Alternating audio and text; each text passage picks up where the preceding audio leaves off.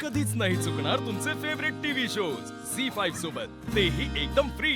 रामराया, सगळ्यांचे आयुष्य सुरळीत सुरू, सगळं चांगलं चाललंय, असंच सगळं चालू दे। आता कुठलंही संकट यायला नको।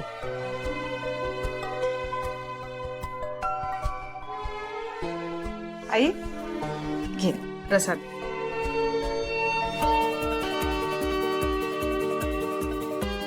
आई मला जरा बोलायचं। का काय झालं? लगेच काळजी करू नकोस, बोलायचंय फक्त थोडं। मी एक निर्णय घेतलाय। काय ग आता काय?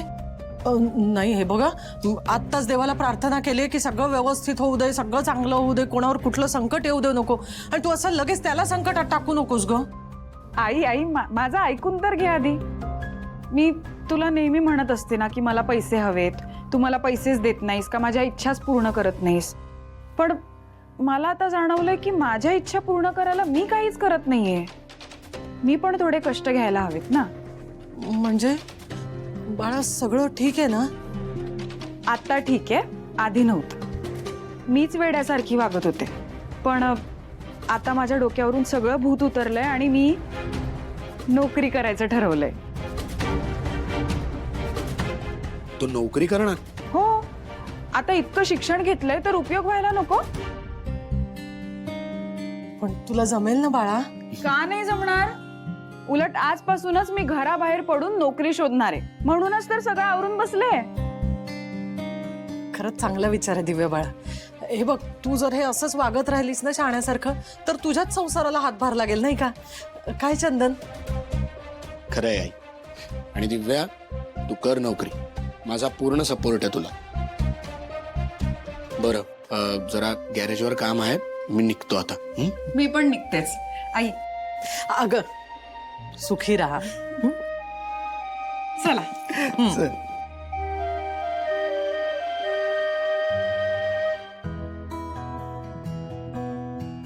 दिव्या,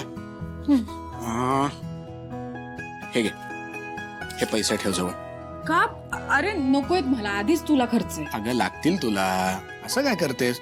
हे बघ, भूक लागली तर काहीतरी खाऊन घे, आणि उन्हाचं उगाच पायी फिरू नको, रिक्षाने जा। बर। दिव्या, मला खूप अभिमान वाटतो तुझा।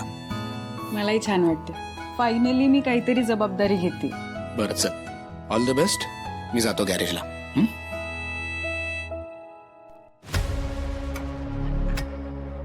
चला, आजच्या मूवीचा खर्च तर निघाला।